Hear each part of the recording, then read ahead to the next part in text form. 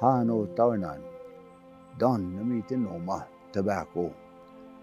Equamina kemitin, kawiche what the capacuntan, kawiche what kato visiga, aspenotaski we promoted, a what done, equa wiwa, equa owasisa, we awamina, equa kakio owakoma cante, equa kakio tante maga atoski, which what ne temaga, kato visiga, aspenotaski capamote.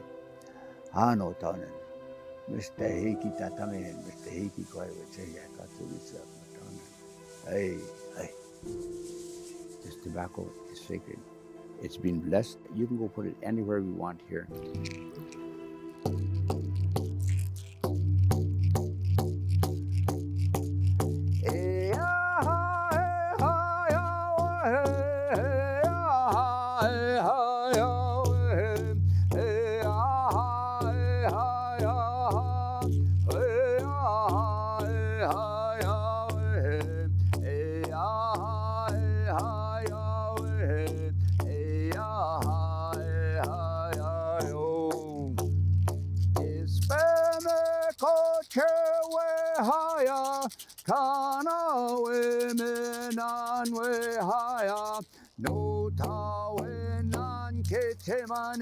I am an Indigenous man living in Canada.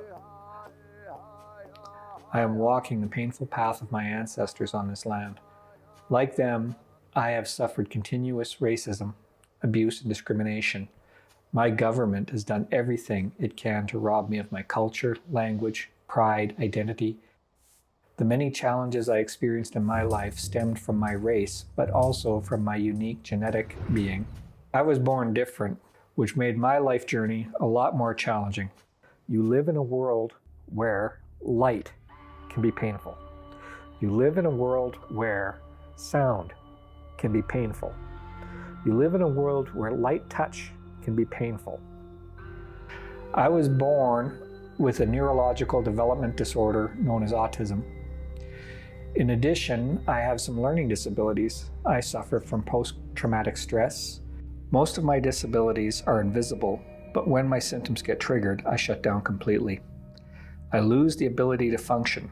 I lose the ability to work, eat, or sleep. Sometimes I can't even speak. Sometimes it lasts for hours or days. Sometimes it lasts for weeks. At times, it has left me feeling hopeless and feeling depressed. Many in my condition have contemplated suicide. Me? I'm resilient. I bounce back. I have unfinished work to do. I still need to bring awareness to the suffering of my people. I owe it to them.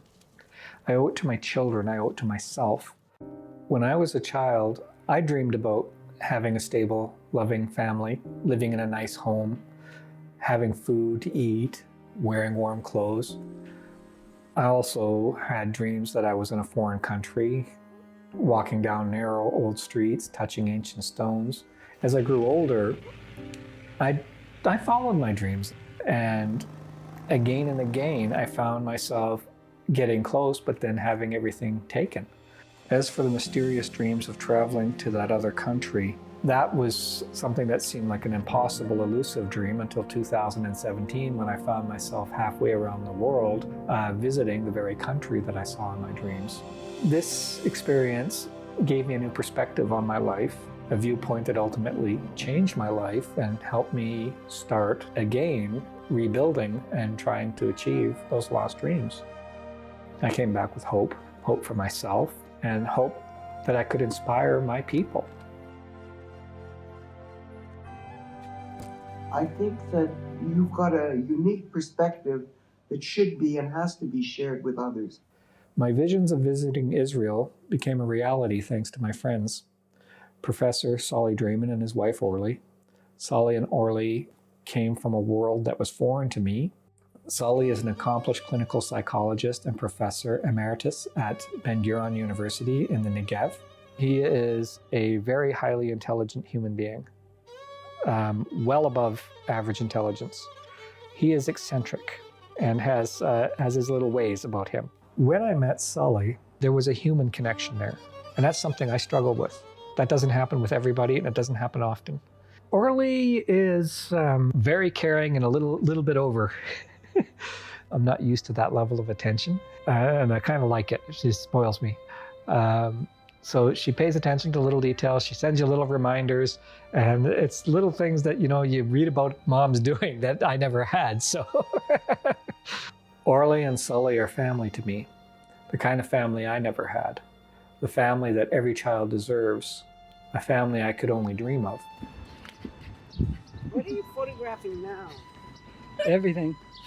And so this becomes a story of how friendship can inspire hope for an individual and even for a people. This is our story.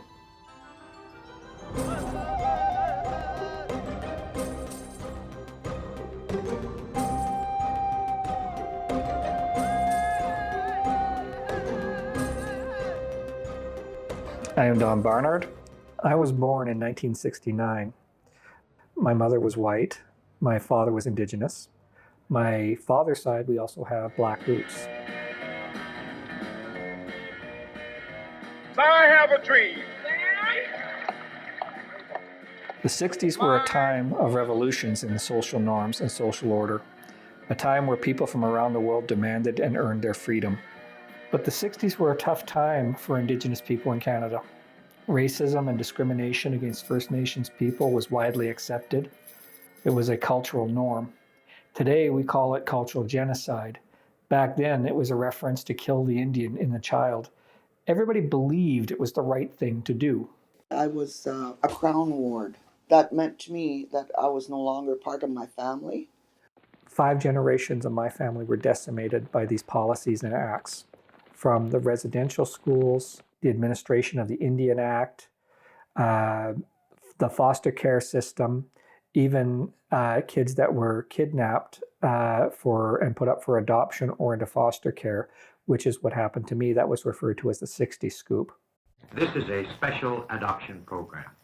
While we have had reasonable success in placing white children for adoption, we have had great difficulty in placing Indian and Métis children. Like how violent this whole process was, just with residential schools, you're taking the most vulnerable people from one nation group, pulling them out and eliminating that concept of nationhood in that person.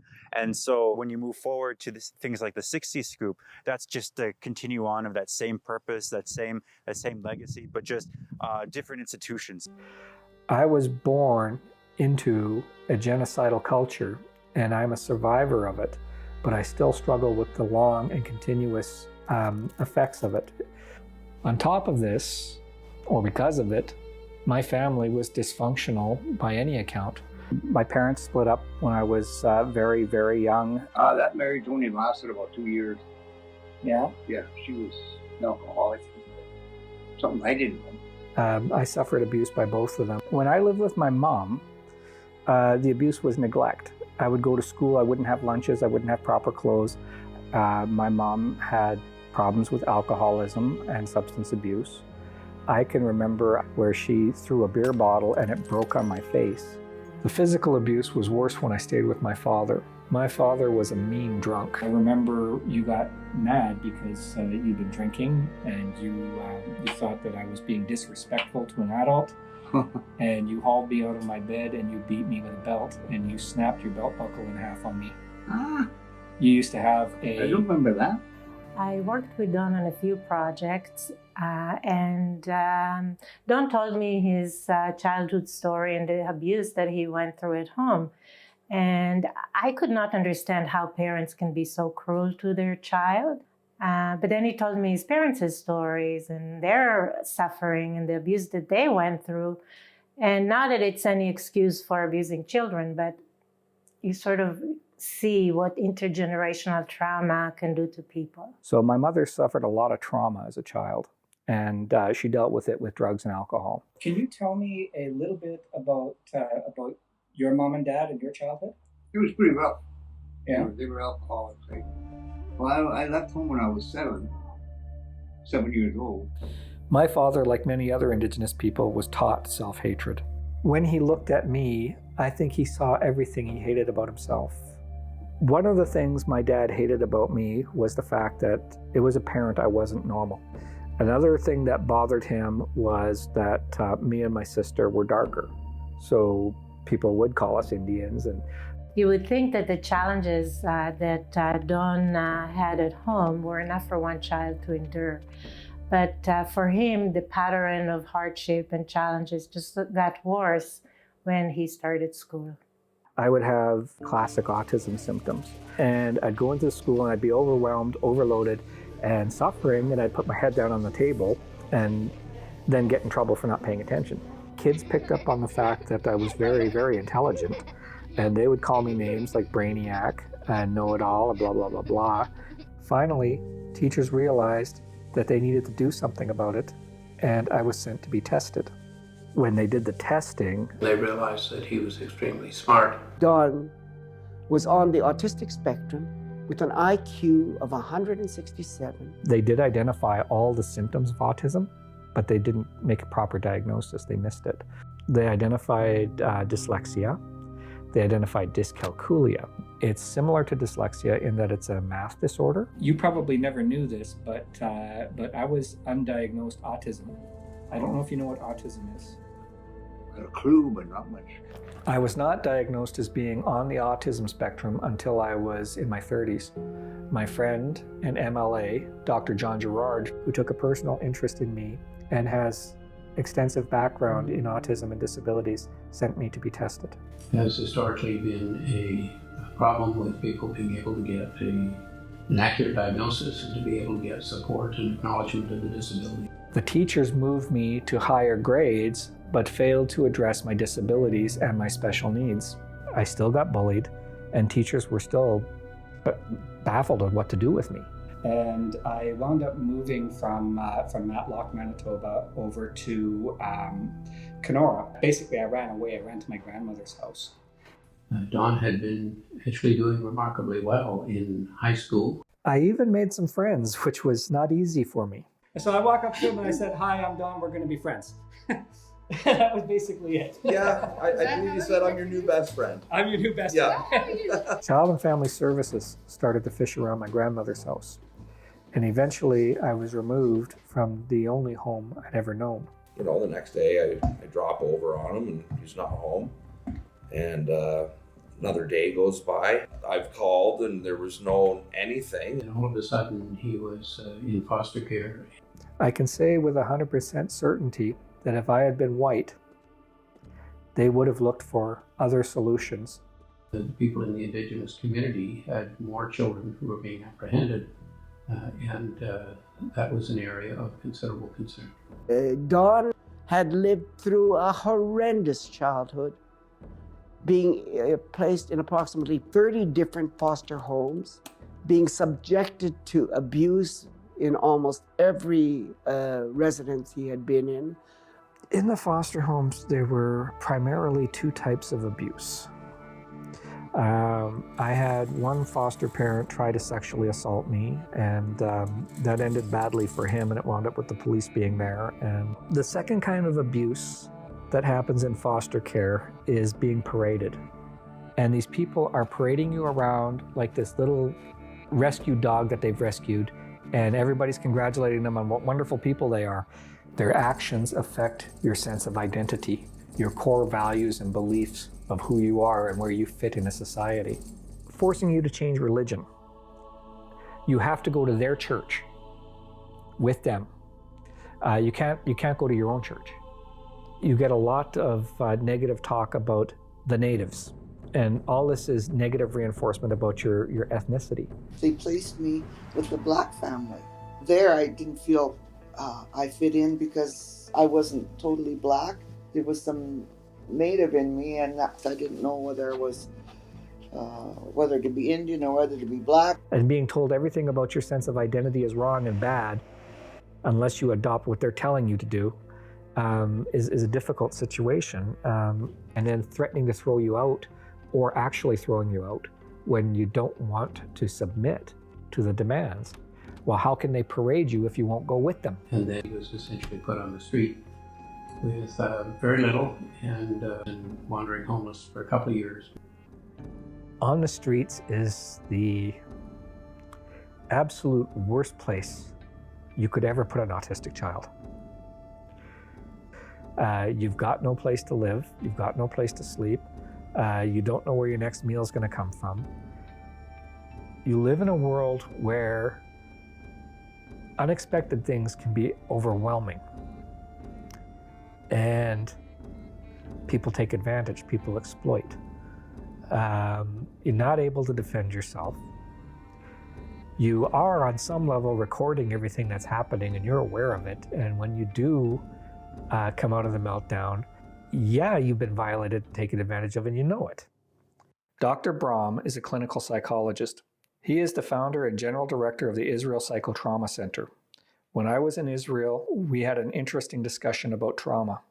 Complex traumatic situations like abuse by parents or by others, they have this very strong impact where the expectation of the child becomes that the world will be bad to them. It was not unusual for somebody who's had a very difficult time in child and family services, irrespective of the autism spectrum disorder, to have post-traumatic stress. Post-traumatic stress disorder, in a way, is a continued survival mode. That is not an illness. It's feeling that, you have to survive right now. So you see children also with less ability to regulate their bodies, to regulate their emotions, to regulate their relationships.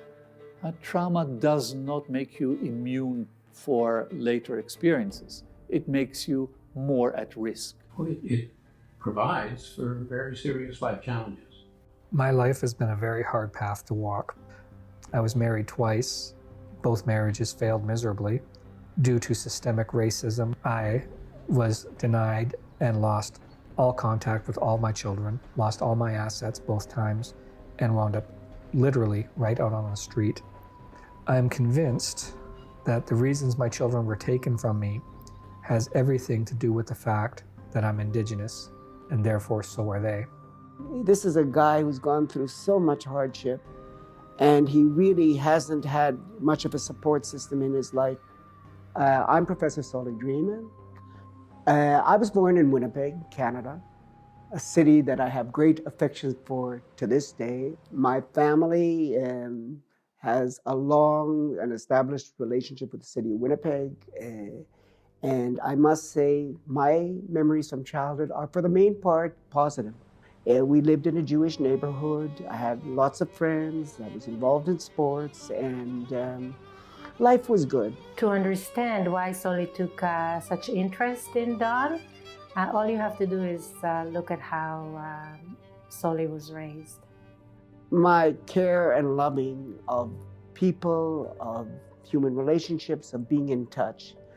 I always remember my home as being kind of an open house, a little bit of mischief here and there, but to this day, my friends and myself recall my mom and my dad, Ray and Joe, with the most fondest of memories. Joe Dreman and Ray Dreman were our other parents, but they were more tolerant than our parents. So we had a home away from home. If you wanted to go somewhere where you would truly be welcome in a true Yiddish way, you go to the Dremans on Saturday night. Solly called me. I was wondering if you know someone, a good videographer, someone who could do it and do that event. I'm also having a reunion for friends of mine in Winnipeg. Solly, I know somebody. His name is Don Barnard. I just worked with him. I think you'd like him. It was a disaster. It really didn't go too well. We had some difficulties because there is a difference of character, a difference of style. Solly is a highly motivated person who works very rapidly and sets high expectations, and he just drives right through like a bull in a china shop at times. And me, anytime I work, I get reported for welfare fraud. And every time I get reported for welfare fraud, there's an investigation. What he's paying me to do the job And what's going to happen with EIA is going to result in me making no money. But I like to work. So how's it working out with Don? What can I tell you? I must say, he's been kind of difficult. Don was like Pita. If you take the initials, P-I-T-A, pain in the ass. The way he says things is a little on the eccentric side sometimes. And, you know, people were so worried that he might hurt my feelings because he says things a certain way here or there. And I'm like, no. I know what he's got going on in here. When I came to Winnipeg, I met Don personally, and I found out he wasn't such a bad guy. As a matter of fact, I found out that he's an extremely intelligent, warm, and very, very interesting personality. So we did the job. And once we got talking, I liked him immediately in person. There was a human connection there. And that's something I struggle with. That doesn't happen with everybody, and it doesn't happen often. I learned that Don was a great supporter of the state of Israel and identified greatly as a First Nations person with the Jewish people and their claims to their land and their rights to that land. And that's something that a lot of people would question. Well, why does an impoverished First Nations kid that was a social outcast turn around and suddenly love Israel to the point that Jewish people are looking at him and saying, he gets it. When Solly heard Don speak about Israel, he was moved by his support of the Jewish state. You soon find out that I have a deep admiration for the Jewish people, and in particular what happened in the 70 years after the Holocaust, because I view the Holocaust as a genocide of a people. I view the Israeli people as an indigenous people to that land. I see them as having lost their land and tried multiple times to get it back and been driven out again and again. So to me, it's black and white. They're as indigenous to that land as my ancestors are to this land. Solly loves Israel, and in his early 20s made a major decision to move to Israel. Let's put it this way. Let's say I came out. I was a latent Zionist. My parents were major supporters of the Jewish community, both in Winnipeg and in Israel. And I know, I was very proud of my Jewishness. We have always considered Solly a Renaissance man. He started by getting an undergraduate degree in business, followed by the equivalent of a master's degree in commerce. He then decided that he should take up law instead. After a while, he thought law was overrated and even boring. So again, following his excellent insight, he moved on to medicine for a spell. Unfortunately, medicine didn't quite cut it for him. After that, he came to a brilliant conclusion. Why study in English? It's just too easy. Solly decided to move to Jerusalem and study psychology in Hebrew. This was the challenge he was looking for, and he did amazingly well in it, earning his PhD in psychology before turning 50. Being a psychologist in Israel, I had the opportunity to do things that I could not have done anywhere else in the world, whether it was working with victims of terrorism, Holocaust survivors, families in crisis, whether it was working with single-parent families or with immigration. I've had a very fulfilling life. What I want to talk about tonight is about the integration of new immigrants and refugees in Israel. So Solly's lecture was on how they dealt with Russian Jews integrating into their society and dealing with violence and conflict. That impressed me because as a people, you don't see it in First Nations culture enough that they want to help each other. Part of the problem is realizing, the diversity, right? Because we're not just talking about one Indigenous nation. We're talking about many, many different nations in many different parts of Canada. And I think that part of the success of the colonial genocide to this point has been this divide and conquer mentality. And I think it's been more successful than we realized. This is my band office. I had originally intended to film coming down this road as a going home, a return, a lost child finding his way back. But I've come to believe that they just simply don't want 60 scoop children coming back to the reserve. I think they're annoyed that the government chooses who joins their band and who doesn't. In contrast to how I was treated by my band, Dalia Paran's mother survived the Holocaust. The Jewish community in Israel embraced her and helped her to move there. When she came here, she came with the Brigada, with the soldiers that came to Marseille and to Belgium to bring the young people, you know. The Jewish community not only helped them come to Israel, but encouraged them to stay. She said, I want back to Belgium, to my parents. So we said, it's a pity. I have a cousin in Jerusalem. Let's go tomorrow. Maybe it will change your mind. His daughter, she slept in the kitchen in a small bed, and she gave the room to my mother. It intrigued me because you don't see it in First Nations culture enough that they want to find lost children and bring them back. You don't see it. When I first met Don, I saw a man with kind eyes. He told us about his difficult life, his bad luck, and that he was on the autistic spectrum. We felt we wanted to do something to make him happy. Honey, you know, I was thinking, I'd like to invite Don to Israel. What do you think about the idea? Yeah, he could stay here with us, and Oren will take us touring all around the country. Yeah, and family atmosphere for him, it's kind of very important. We're both enamored by Don, and I made a decision that I was going to invite him to Israel to join us and to try to give him a little TLC, tender love and care, which I...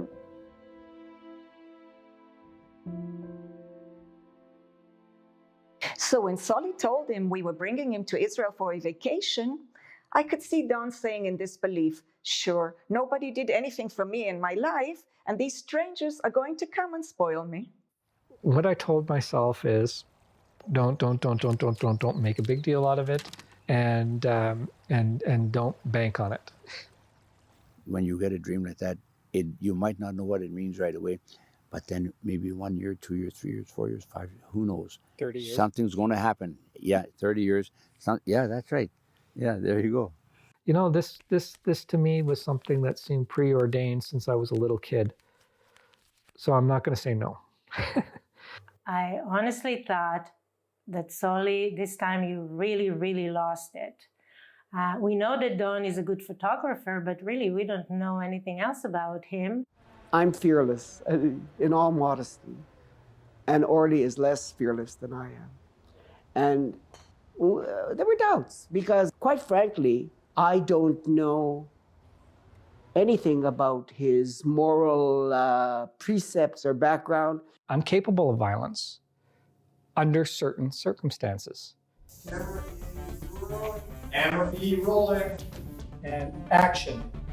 I will never raise a hand to somebody I care about, even if they're abusing me. And autistic people often find social norms difficult to navigate without rules or structure. So I have rules. There's always been clear-cut self-defense. At times, it works best if we're there in person to be kind of intermediaries, helping Dawn deal with tricky situations. Hey, Dawn, how are you? Am I being charged for something? Not right now, no. A concern sent our way regarding the post you put on Facebook. I can remove that. This thing with the police started when I reported a police officer for saying he wanted to kill Indians. What's your name? My name is Donald Barnard. Okay, I'm going to put you through to RCMP. It's going to take a few minutes, though. Okay. The RCMP at the highest levels has acknowledged that they have a racism problem. Fighting systemic racism, unconscious bias, and discrimination is a top priority for our government. That's a pre-existing condition. That existed prior to my birth. I never regretted inviting Dan. Our love has been, by the way, a hard love. He's given me a lot of shit, and I've given him a lot of shit. But basically, I'm very enamored and taken with him. And that's the reason. And so we invited him. That wasn't the only thing that Solly did for Don. He tried to help him in many different ways. I knew that he was trying to establish a business. So I decided to buy him a video camera. I said, you can't afford a professional camera. And he said, don't argue with me. And that's the camera we're filming this on. I've tried to give him publicity in the local press. I also, by the way, knew that he was without a vehicle. So I also arranged through Larry Vicker, a very close friend of ours, to lease him a car. It was a miracle. And again, there was no expectations. It was just a surprise. Solly just called up his friend, and his friend said, well, a friend of yours will help him. I had no idea what would happen. I had hoped that it would be the basis of getting Don up on his feet and optimistic and more optimistic about life. There were times where Solly tried to help Don, and that didn't always work out because Don can be unpredictable. There have been some very difficult issues that I've had with Don, and one of them has been his pastings on Facebook. And there was a period of time where I guess like in any family, biological or otherwise, there were cutoffs where I didn't want to have anything to do with Don. But in the end, I decided that, hey, and I've also experienced trauma, loss, pain, sometimes even minor despair. But I keep coming out for more because I never give up. If I don't get it the first time, I try again and again and again and again and again and again. And I guess in my family life, it's the same thing. I've managed with my family to attain a lot of things that I would never have expected to have attained. As a Jew, I've also been subjected to hardship, less than Don has been subjected to, and I know that my people have been subjected to hardships in their lifetime. When Solly speaks about his people's hardships, he speaks about the Holocaust and other existential wars that afflicted the Jewish people. I was chosen to be the brigade psychologist of the Jerusalem Brigade, and I was a combat soldier in the thick of things. By the way, that unit was wiped out in the Yom Kippur War, and I got out of it by the skin of my teeth. Many of his friends are Holocaust survivors. Some were children during the Holocaust, and like many indigenous children, were forced to hide or change their identities in order to survive. They were not able to speak their language, celebrate their holidays, and they were removed from their culture. And that is similar to what indigenous children had to go through in residential schools. So when I came back home, I could not remember my language. I couldn't speak to my parents because they both spoke the language. And that led to identity crisis for Holocaust survivors who survived the war but lost their identity. And the same for indigenous children who survived the residential schools but lost their identity. Relly Robinson was the only child of a Jewish couple from Poland. Her father smuggled her out of the ghetto. In order to save her life, he entrusted her with a Polish couple who raised her as their own. Changing an identity is a total change of the personality. After World War II, Jewish people did everything they could to find Jewish children that had lost their identity and encourage them to reclaim it. It wasn't always easy. Dianina went with me to join to register me as a Jewish surviving child. And in that building, I saw people, with gray and black clothes, and all of them pale and limping. And I said to myself, I'll be never like these people. I am a Polish girl. I was made aware of my Jewishness, but I didn't relate to it in any way except in the negative way. And I kept being ashamed of the fact that I was Jewish. It's difficult to get rid of the stigma and self-hate a society instills in you. People learn to hate who they are. Like many indigenous children who learn to hate their dark skin, like my father, I also learned to hate who I was. One of the things that happened to me in the foster care system was I started to become embarrassed of being indigenous to the point that I wore long sleeve clothes to avoid getting suntanned. שהוא נרגש מאוד, והוא בחר ביחד עם אשתו אורלי, שהם רוצים לתרום. I did my master's and my doctoral thesis on the subject of altruism, and I never understood why I did it. But I found out during my lifetime that I like to give. And I think that Dawn for me was an opportunity really to give to someone without expecting anything in return. And, you know, it was just kind of natural for me to invite Dawn to come with us. Listen, I have to prepare you since you've never been overseas. You have to go now and take out a passport. Don't forget to bring your medications and prepare. She's a Jewish mom, which is very caring and a little bit over. It was a huge deal for me. I had to go to the airport 5 times before the trip to familiarize myself with all the things that were going to be different. I had to pack and unpack my bags a dozen times. I was obsessed over it for a long time. Well, I'm sitting at the airport getting ready to embark on my trip to Israel. And so begins our next leg of my trip as I board the plane for Tel Aviv. Getting there after leaving February Winnipeg weather and getting out there where it's nice and warm, and you know, I'm standing there in my t-shirt and Orly and Sully have got their winter coats on was kind of humorous. From the moment that he stepped into our house and for the full week that he stayed with us, it was a pleasure.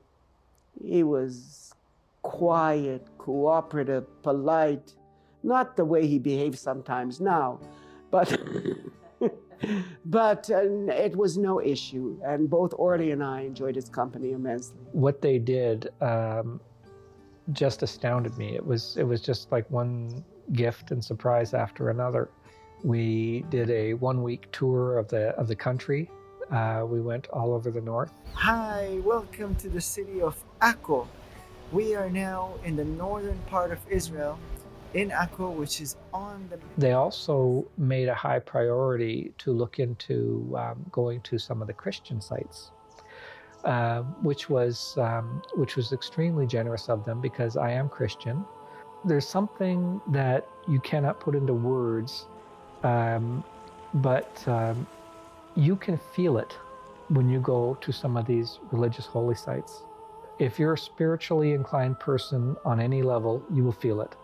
For a crowded place, loud and noisy, did not trigger the kind of anxiety I get going into crowded, noisy places everywhere else.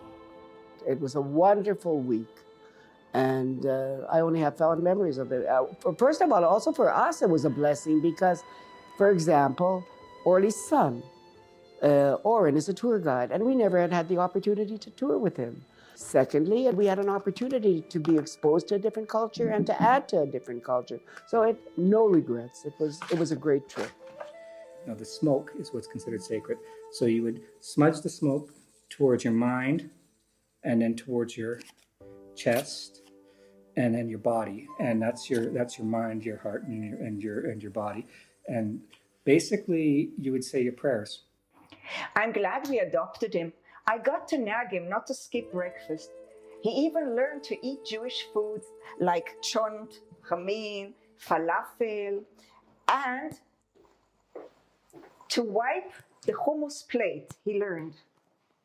This is how I taught him.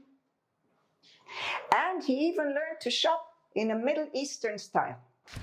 The one thing that Orly did that I really liked was I had very little money of my own, and I would talk to Orly. We'd be walking through the markets and stuff, and I would say, you know what, I think that would be a really, and then Orly would run over there and she would negotiate with them, and she'd have this.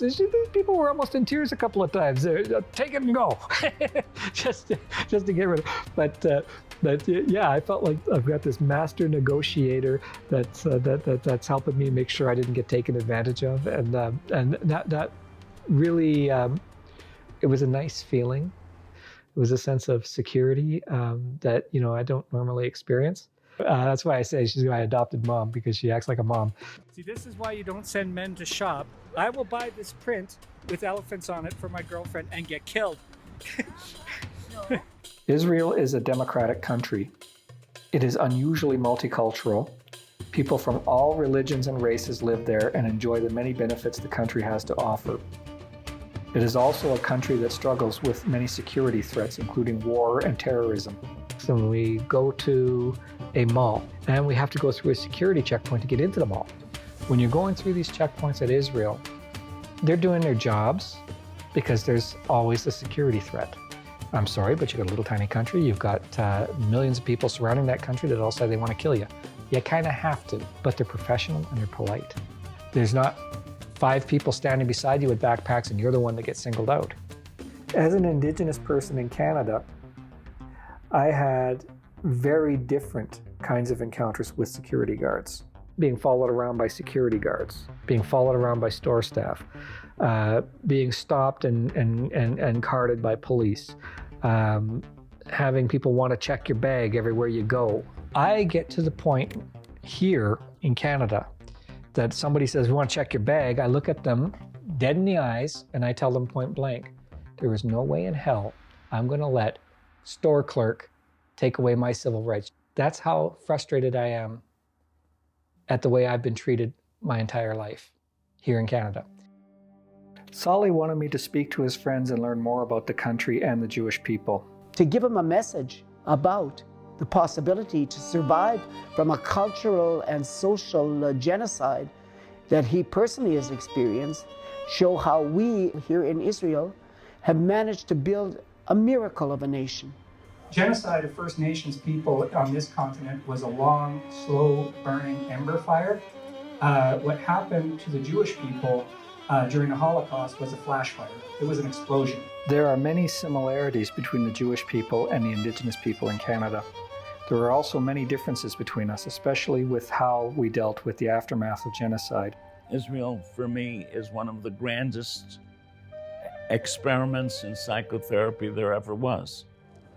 A victim people build a new country under very difficult circumstances, and there emerges a pride of being, a pride of identity, which is remarkable. When I spoke with Solly's friends, I learned a lot about Israel, the importance of unity, mutual responsibility, and about overcoming collective trauma. Most Israelis are Jews.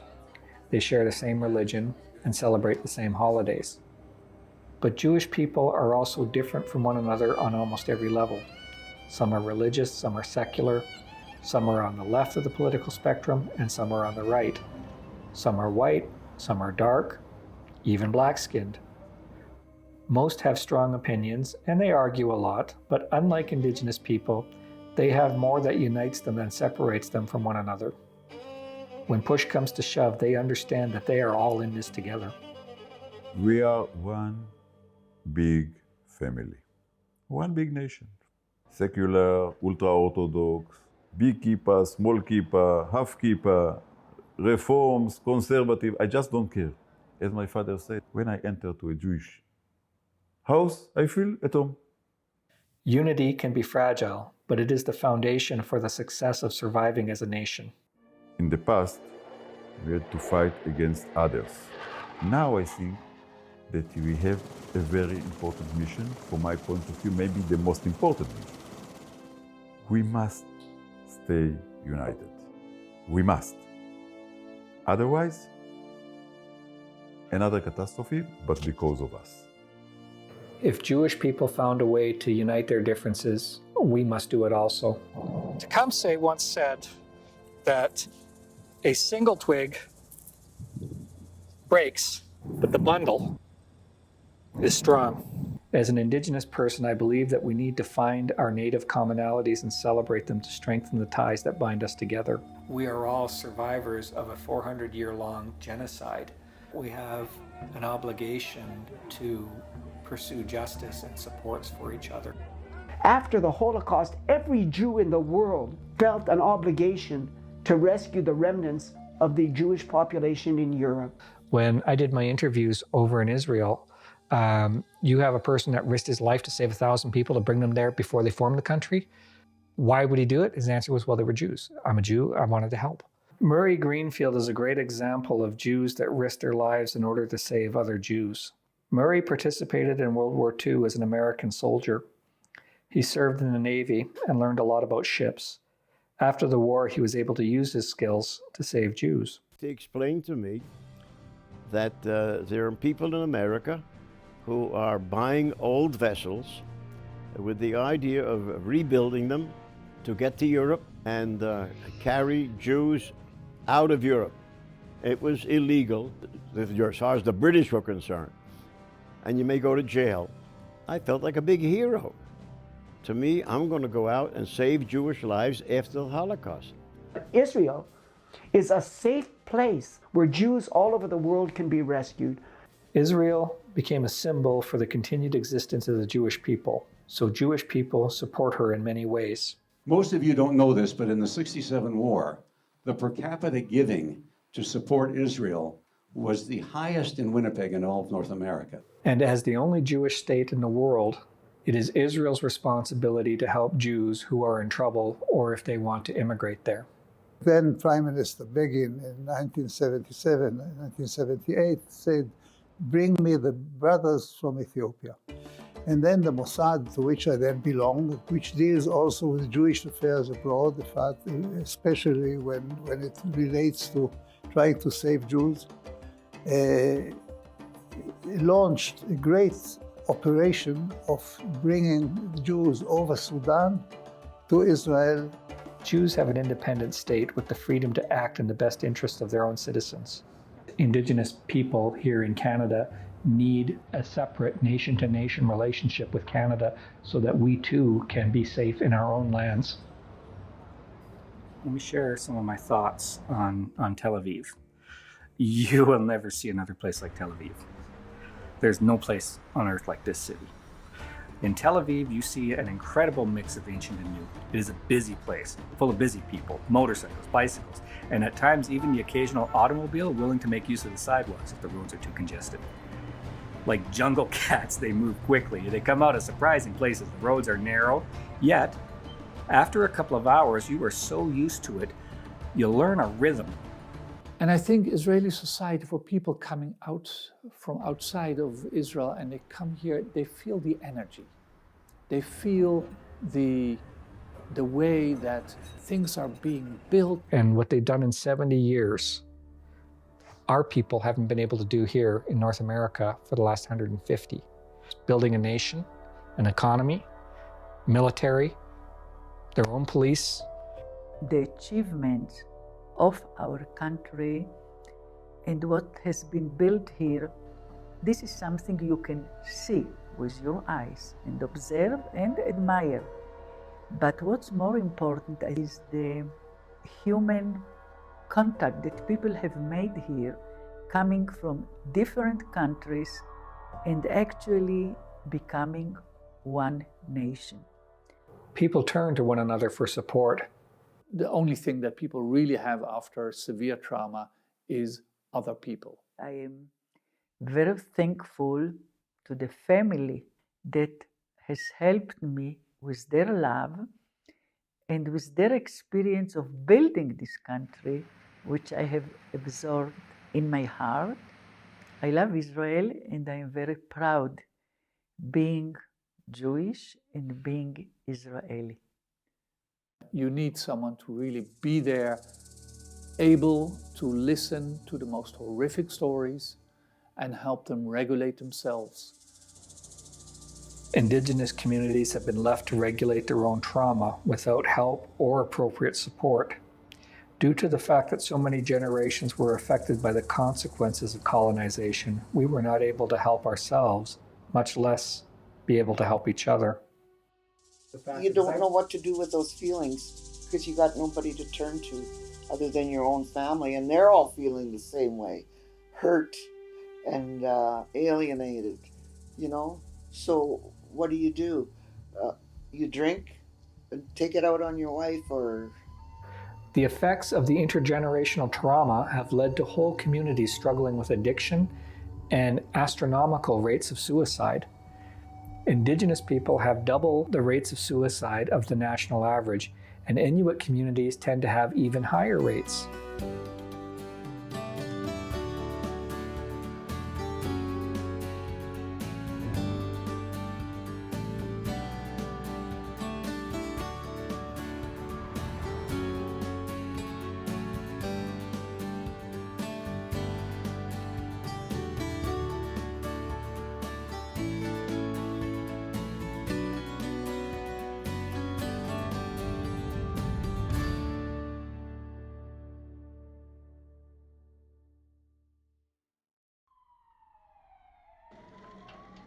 While in Israel, I noticed trauma and tension manifest itself in interesting ways. Israel is known to have a high level of traffic accidents. People express their tension and their expectation that people want to attack them and you have to protect yourself. And that is another way how adrenaline continues to flow in our veins. And adrenaline is very nice, you know, it feels good, it feels very alive. But if you can't let it go, then it can become dangerous. Just like in the Indigenous communities in Canada, trauma is multi-generational.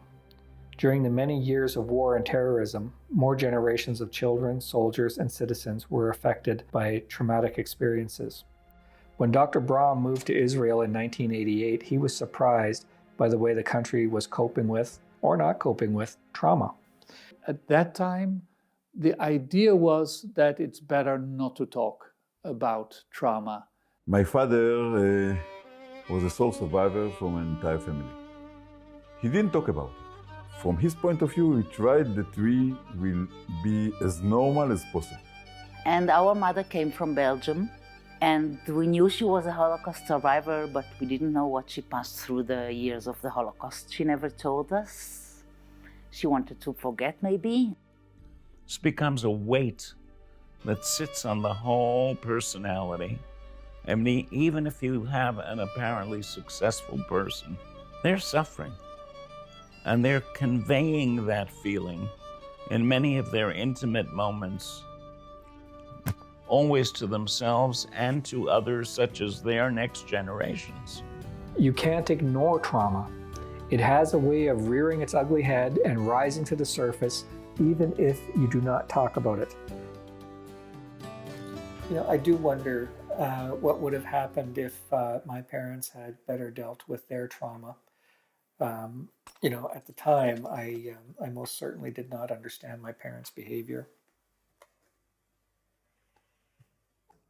One thing that I think he talked about it almost every week. And it was a question, why did I survive and all my family was murdered and burned by the Nazis in Auschwitz? I couldn't understand why my mother hated yellow flowers, especially sunflower. If you know the Provence, you know Van Gogh, there are big sunflowers like this. And when they heard the Nazis will come, they flew out of the window, and during the whole night, they stood under the sunflower, and their body like this, I can imagine the frightness and the trauma. Many second-generation survivors were affected by their parents' experiences without even knowing it. He devoted his life to education. And he said that there are two things that are relevant for the Jewish people: education and being able to protecting ourselves. And in a way, I understood that he expected me to do the second thing that is important from his point of view, and it is to serve in the Air Force. In a way, General Schetti answered his father's question and gave him closure when he commanded over the bombing of the nuclear weapon facility in Syria. Prime Minister in those days sent me a letter, and he expressed his appreciation about what we did and how we did and what is the meaning for the state of Israel and for the Jewish nation, this attacking and destroying the nuclear reactor in Syria. he knew the story of my father, and at the end of the letter he wrote, "Warm regards to your father." When I saw that he's probably will pass away very soon, I realized that I should show him the letter. I felt that in the first time in his whole life, he understood why he survived. Well, on the subject of closure, none of us have closure, because as long as the injury is still being inflicted, closure doesn't happen. I tried to understand how, despite all this trauma, Israel is such an industrious and successful country.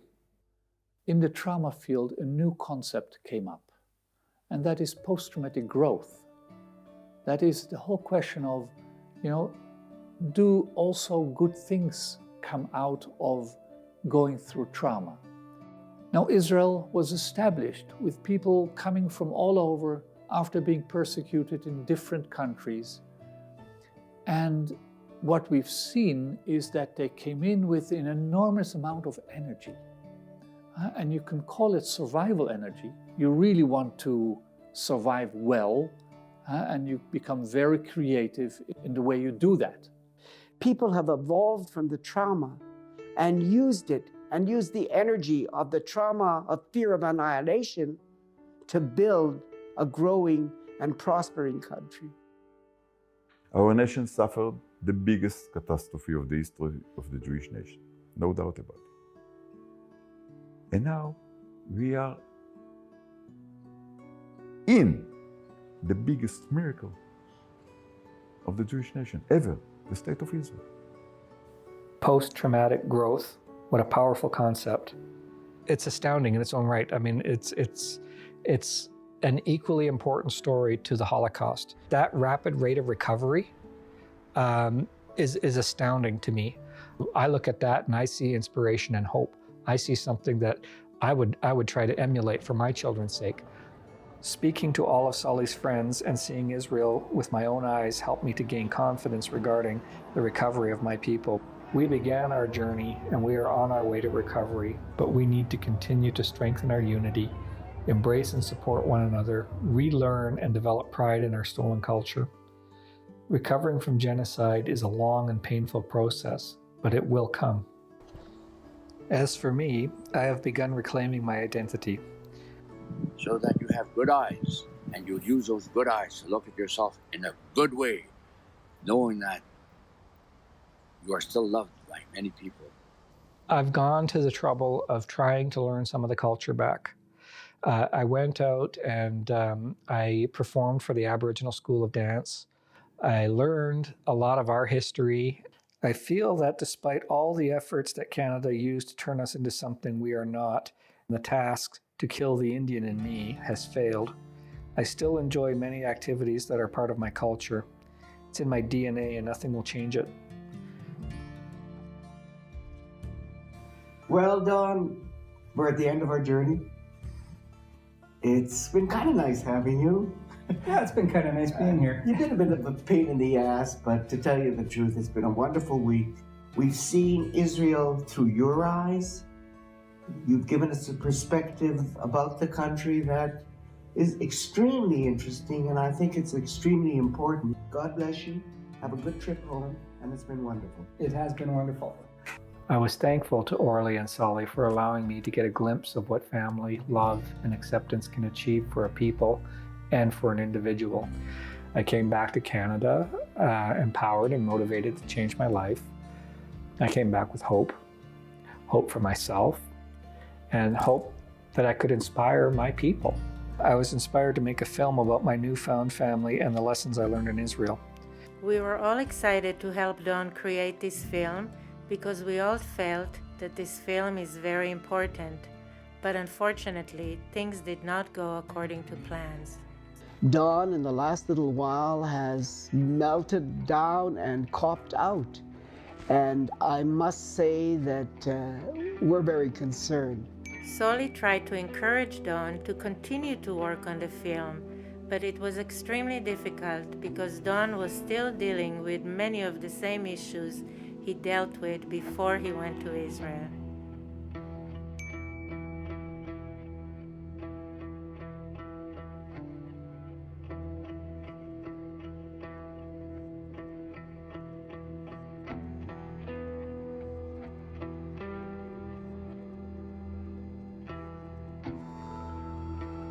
This project turned out to be very difficult for everyone involved, but especially for Don. He had to relive traumatic events and found differences of opinions extremely challenging. But probably the biggest obstacle came when the COVID-19 pandemic hit. Because of my disabilities, I'm one of those people that cannot wear a mask. So even getting access to basic services like food, gasoline, comes with challenges.